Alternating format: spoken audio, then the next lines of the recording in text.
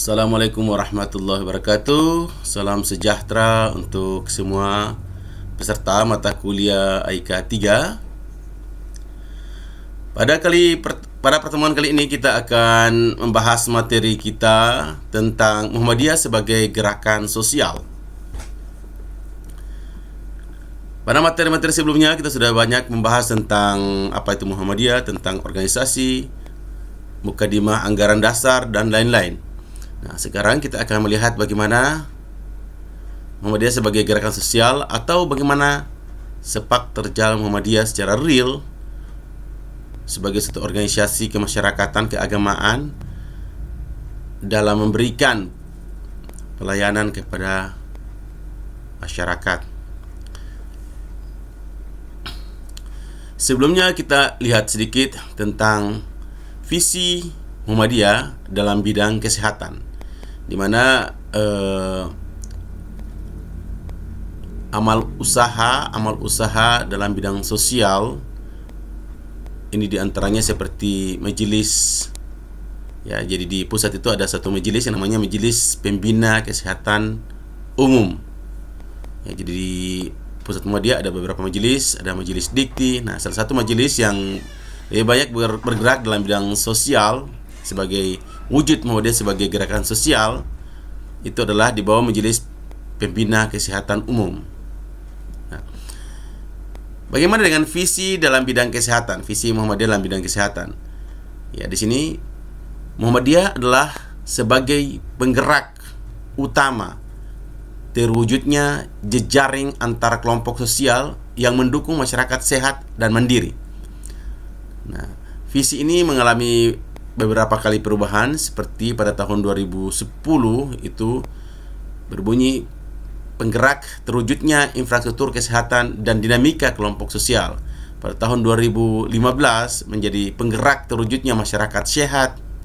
Sedangkan pada tahun 2020 menjadi penggerak utama terwujudnya jejaring antara kelompok sosial yang mendukung masyarakat sehat dan mandiri. Nah, ini adalah merupakan misi yang terakhir, ya, pada tahun di launching atau diluncurkan pertama kali pada tahun 2020. Ya, dari visi ini terlihat bahwa Muhammadiyah adalah bekerja keras untuk sebagai penggerak utama terwujudnya jejaring antara kelompok sosial. Ya, sehingga setiap kelompok sosial, terutama masyarakat tertentu, kelompok masyarakat duafa, miskin, yatim piatu, orang-orang yang tidak mampu. Nah, ini harus dibuat satu jaringan agar ada informasi. Yang dengan informasi tersebut, bantuan-bantuan sosial dalam meningkatkan kesejahteraan masyarakat itu bisa tercapai secara tepat. Nah, dari visi ini maka disusunlah dua buah misi untuk mewujudkan visi Muhammadiyah dalam bidang kesehatan ini. Di mana misi tersebut adalah yang pertama, ya. Jadi Muhammadiyah sebagai gerakan dakwah mengembangkan misi di bidang kesehatan sebagai berikut. Yang pertama adalah berperan aktif dalam mewujudkan masyarakat yang berperilaku sehat dan memanfaatkan pelayanan kesehatan yang bermutu. Sedangkan yang kedua adalah menggerakkan terwujudnya infrastruktur kesehatan yang berkualitas serta dinamika kelompok sosial yang berkesinambungan. Untuk itu disusunlah nilai-nilai ajaran sosial, ya. Dari visi misi itu, maka kita akan tengok ke belakang bagaimana nilai-nilai ajaran sosial atau kemanusiaan yang sering disebut dengan teologi Al-Ma'un. Al-Ma'un ini adalah merupakan nama salah satu surat dalam Al-Quran, namanya surat Al-Ma'un, yang berbunyi, ara'aital ladzi yukazzibu bid-din fazalikal ladzi yad'ul yatim wa la yahuddu ala ta'amil miskin wa wailul lil musallin allazina hum an salatihim sahun allazina hum yura'una wa yamna'unal ma'un. Ya. Surat Al-Ma'un ini adalah merupakan salah satu surat yang memberikan inspirasi bagi gerakan sosial, ya, gerakan sosial di Muhammadiyah. Surat Al-Ma'un itu adalah merupakan surat ke-107, ya, surat ke-107 yang terdiri atas 7 ayat, ya, dimana kalau bunyinya secara bunyi ayatnya seperti tadi saya bacakan. Kalau saya bacakan satu persatu, ara'aital ladzi yukazzibu biddin, yang artinya tahukah kamu orang-orang yang mendustakan agama. Ya, di sini adalah perintah Allah. Allah menunjukkan kepada kita manusia bahwa ada sekelompok orang yang mereka itu dikatakan sebagai orang-orang yang mendustakan agama. Fazalikal ladzi yad'ul yatim. Orang-orang tersebut mereka adalah orang-orang yang suka menghardik, ya, menghardik anak yatim. Menghardik, melecehkan, tidak memperhatikan. Nah, terus wala yahuddu ala ta'amil miskin, dan mereka itu mendorong, ya, jadi mendorong atau berusaha untuk tidak memberikan bantuan baik dalam bentuk makanan terutama kepada orang miskin. Nah,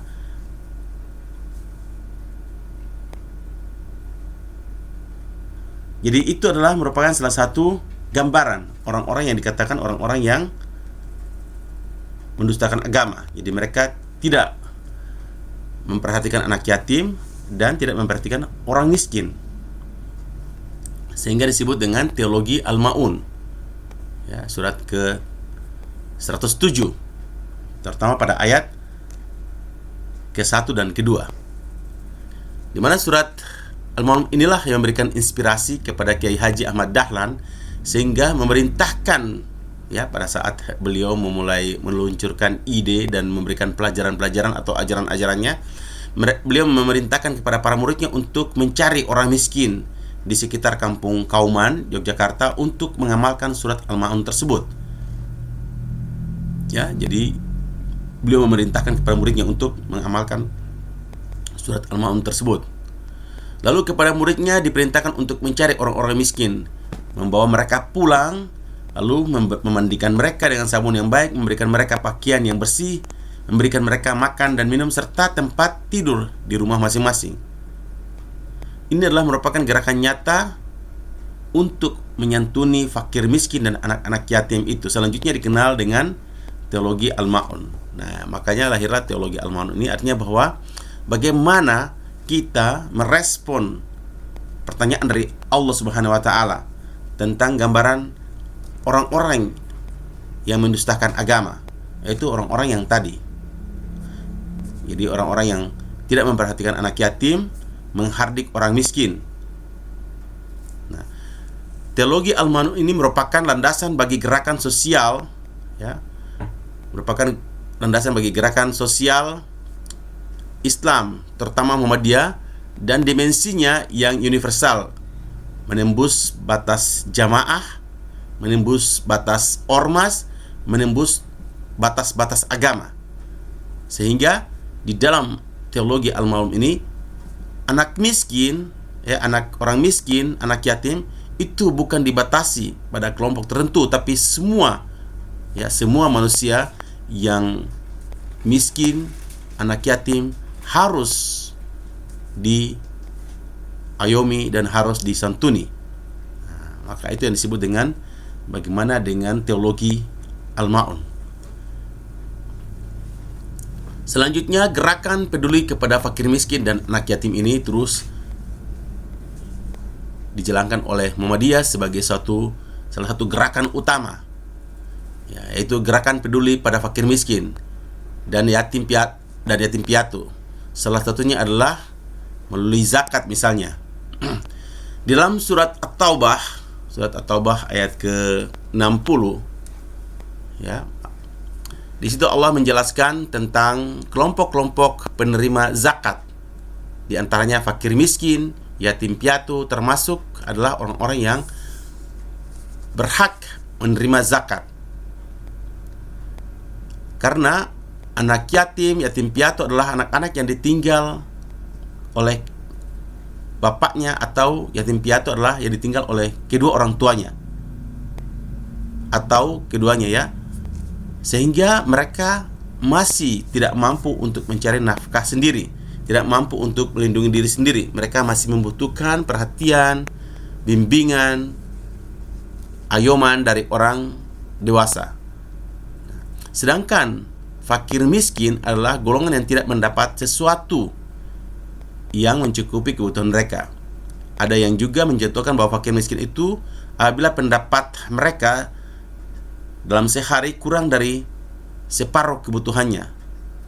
Sedangkan miskin ya adalah orang-orang yang pendapatannya kurang dari kebutuhan tetapi pendapatannya di atas 50% kebutuhan, namun masih kurang. Nah, ini adalah hanya perspektif dilihat antara fakir miskin ya dan fakir.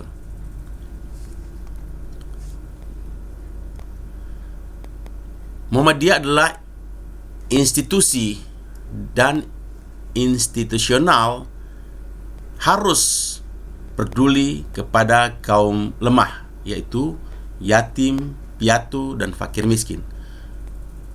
Oleh karena itu dalam praktek sosial, Muhammadiyah selalu berpihak pada kaum mustadafin, du'afa, masakin, dan anak yatim dengan berusaha untuk mendirikan berbagai macam lembaga-lembaga pendidikan, pantai asuhan, rumah sakit, serta tempat-tempat layanan sosial lainnya. Ya, karena di dalam ajaran agama Islam, seperti tadi kita lihat teologi Al-Ma'un, dilarang hanya beribadah, namun tidak memperhatikan atau tidak memiliki kepekaan sosial. Orang-orang seperti ini dalam surat Al-Ma'un dikatakan sebagai orang-orang yang mendustakan agama. Ya, jadi mereka itu mendustakan agama. Kerjanya cuma tiap hari misalnya di masjid, cuma sholat, ibadah untuk dirinya sendiri, tetapi tidak memperhatikan bagaimana keadaan sosial di sekitarnya. Ya, bagaimana keadaan pendidikan, kesehatan, kesejahteraan masyarakat dan lain sebagainya. Oleh karena itu Muhammadiyah juga mengambil peran yang sangat signifikan untuk mengantisipasi masalah-masalah sosial yang ada di Indonesia maupun juga di dunia internasional. Hal ini diwujudkan dengan berbagai macam bakti sosial dan juga gerakan-gerakan sosial Muhammadiyah dalam membantu beberapa negara yang mengalami musibah atau mengalami bencana. Muhammadiyah berpikir bahwa kemiskinan adalah merupakan dehumanisasi. Jadi, oleh karena itu harus dituntaskan dan harus kita bersama-sama gotong royong saling bahu-membahu untuk mengentaskan kemiskinan. Kemiskinan terjadi akibat dari kemungkaran sosial dan dosa sosial akut. Oleh karena itu, Muhammadiyah berusaha untuk mengantisipasi, memperkecil, menekan munculnya kemungkaran-kemungkaran sosial dan dosa sosial. Apa itu kemungkaran-kemungkaran sosial? Adalah seperti ya, sekelompok pemuda yang suka minum minuman keras, narkoba, ya, atau gerakan prostitusi yang secara masif. Ini adalah kemungkaran-kemungkaran sosial. Karena dalam Al-Quran dikatakan bahwa kemungkaran-kemungkaran sosial ini akan mengundang azab dari Allah. Serta dosa-dosa sosial diantaranya seperti tadi, kita bermasa bodoh atau tidak memperhatikan keadaan lingkungan, keadaan sosial kita. Dalam perjalanannya, ide Kiai Haji Ahmad Dahlan untuk menyantuni orang miskin sebagai wujud pengamalan surat Al-Ma'un tersebut, ya, surat ke-107 tersebut, berlanjut saat salah seorang yang bernama Kiai Suja sebagai ketua bagian pertolongan kesengsaraan umum. Ya, jadi ini masih menggunakan ejaan lama atau disingkat dengan PKO. Jadi PKO ini adalah pertolongan kesengsaraan umum. Ya, ini ejaan lama. Dan kini berubah menjadi Majelis Pembina Kesehatan Umum atau MPKU. Kiai Sujah mulai menyusun program pengembangan rumah sakit atau hospital. Juga Armen Hughes atau rumah miskin, West Hughes atau rumah yatim sebagai tafsir, ya, tafsir yang konkret dari surat teologi atau filosofis Al-Ma'un ini. Ya, jadi Kiai Sujah lalu melakukan di dalam Muhammadiyah itu ketika diberikan amanah dan amanah itu dijelaskan latar belakangnya, maka secara cepat yang memegang amanah lalu mengambil sikap tindakan dalam bentuk action, dalam bentuk tindakan yang real, sehingga tidak hanya dalam tataran konsep. Nanti kita lihat ke depan bagaimana bukti-bukti yang dilakukan dalam perjuangan atau gerakan Muhammadiyah dalam bidang sosial ini. Selanjutnya, rumah miskin atau Armen Hughes ini pertama kali didirikan pada tanggal 13 Januari tahun 1923 di Yogyakarta. Saat pertama berdirinya sudah mampu menampung sekitar 16 laki-laki dan 15 perempuan yang di akhir bulan tinggal itu 12 laki-laki dan 13 perempuan, sementara yang lainnya keluar dari rumah miskin. Artinya bahwa mereka diangkat harkatnya untuk masuk ke asrama-asrama seperti pesantren.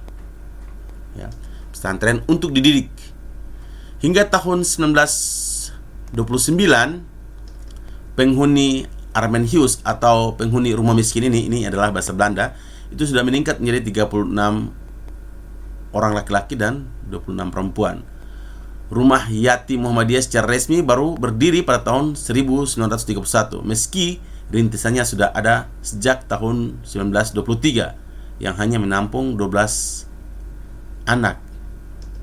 Ya. Dalam perkembangannya, kini rumah Yatim Muhammadiyah sudah menjadi panti asuhan Yatim Muhammadiyah atau disingkat dengan PAYM, ya. Panti asuhan Yatim Muhammadiyah, dan bernaung di bawah Majelis Pelayanan Sosial atau MPS. Rumah sakit mulai dirintis, ya, dari tahun 1923 tersebut.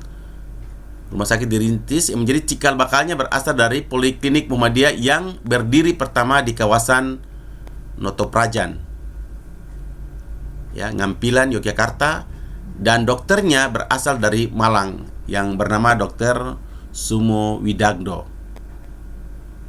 Dari Poliklinik Muhammadiyah inilah terus berkembang menjadi Poliklinik Rumah Sakit Muhammadiyah yang juga milik Aisyah yang menyebar ke seluruh Indonesia. Dalam perkembangan terkini, berdasarkan data di situs muhammadiyah.or.id, jumlah amal usaha Muhammadiyah atau AUM yang bergerak di bidang sosial sudah mencapai ribuan.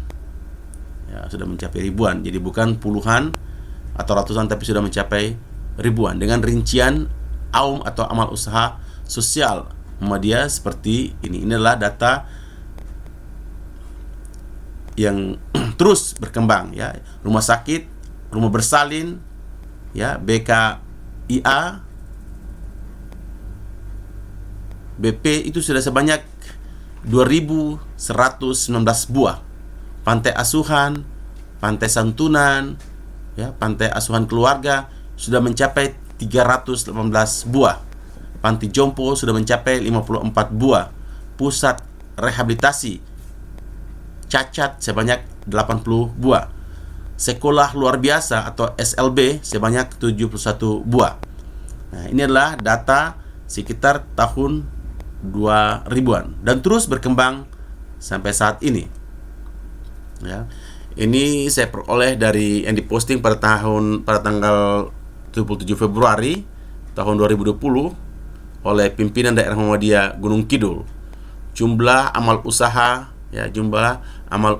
Muhammadiyah di seluruh Indonesia. Ya, ini pada 100 ke-7 tahun Muhammadiyah. Itu taman kanak-kanak, taman pengajian Quran itu sudah mencapai 4.623 buah. Sekolah dasar dan madrasah ibtidaiyah sudah mencapai 2.252 buah. Sekolah menengah pertama dan madrasah sanawiyah MTS itu sudah mencapai 1.111 buah. Sekolah menengah atas, sekolah menengah kejuruan dan madrasah aliyah atau MA sudah mencapai 1.291 buah. Pondok pesantren sudah mencapai 344 buah. Perguruan tinggi sudah mencapai 171 buah, melampaui perguruan tinggi milik pemerintah. Sedangkan rumah sakit dan klinik mencapai 2.119 buah, pantai asuhan 3.018 buah, panti jompo 54 buah, rumah rehabilitasi cacat 82, sekolah luar biasa SLB 71 buah, dengan masjid tempat ibadah dalam bentuk masjid 6.118, musola 5.080 buah, dan total luas tanah yang dimiliki oleh Muhammadiyah sudah mencapai 20.948.504 meter persegi. Ini adalah sumber dari website atau www.m.muhammadiyah.or.id. Silakan dicek lagi. Nah, ini menunjukkan bahwa Muhammadiyah bukan hanya berbicara dalam tataran teoritis atau ide semata, tapi semuanya telah diwujudkan dalam bentuk karya nyata, pengabdian, suatu pergerakan atau suatu yayasan yang berlatar belakang agama, yaitu agama Islam. Dalam bidang pendidikan, hingga tahun 2000 Muhammadiyah telah memiliki, ini sama hampir data yang tadi 2000, ini sama dengan data yang tadi ya. Nah, dalam bidang pendidikan tinggi tadi sekitar 1.071 buah, ya dengan rincian 36 dalam bentuk universitas, 72 dalam bentuk sekolah tinggi. Salah satu di antaranya adalah kita punya sekolah, yaitu STKIP Muhammadiyah Manokwari. 54 buah dalam bentuk akademik, 4 dalam bentuk politeknik. Ya, nama-nama seperti Bustanul Atfal atau TK Muhammadiyah, SD Muhammadiyah, SMP Muhammadiyah, SMA Muhammadiyah, SMK Muhammadiyah, dan Universitas Muhammadiyah terus bermunculan di daerah-daerah yang digerakkan atau diperjuangkan oleh anggota Persyarikatan Muhammadiyah sebagai wujud pengamalan dari surat Al-Ma'un, surat ke 107 yang tadi saya bacakan, bahwa jangan sampai kita menjadi orang-orang yang mendustakan agama, ya, tidak hanya beribadah semata-mata, tapi harus diwujudkan dalam bentuk karya nyata dan pengabdian. Nah, bila Anda ingin mengetahui lebih banyak tentang gerakan Muhammadiyah dalam bidang sosial dan kesehatan, bisa masuk ke website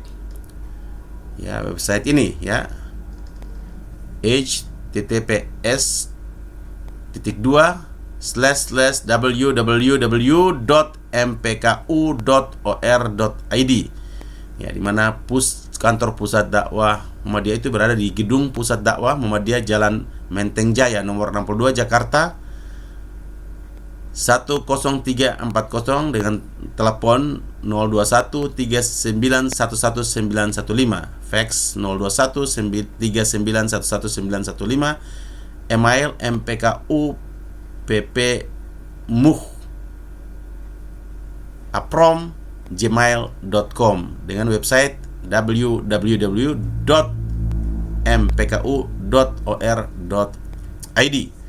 Itulah materi gambaran tentang bagaimana wujud gerakan, ya, wujud nyata gerakan Muhammadiyah dalam bidang sosial dan kesehatan.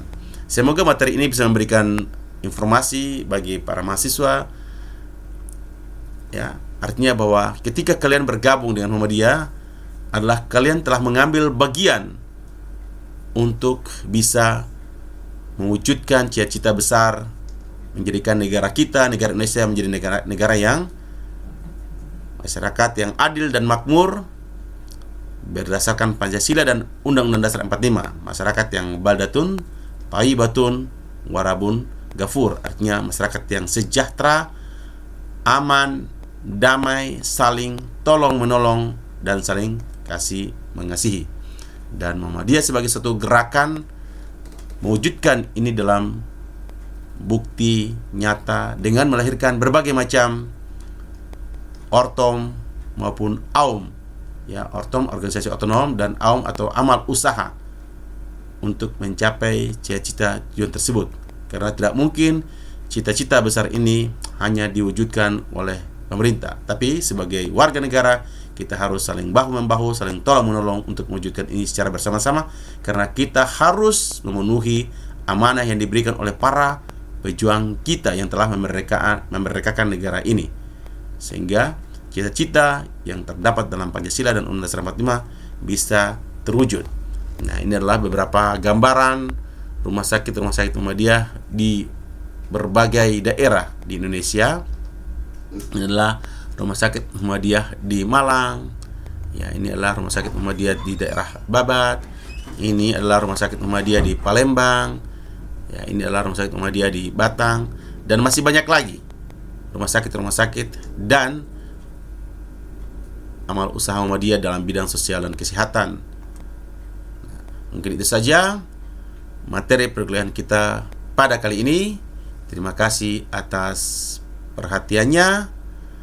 Semoga semuanya tetap sehat dan semangat.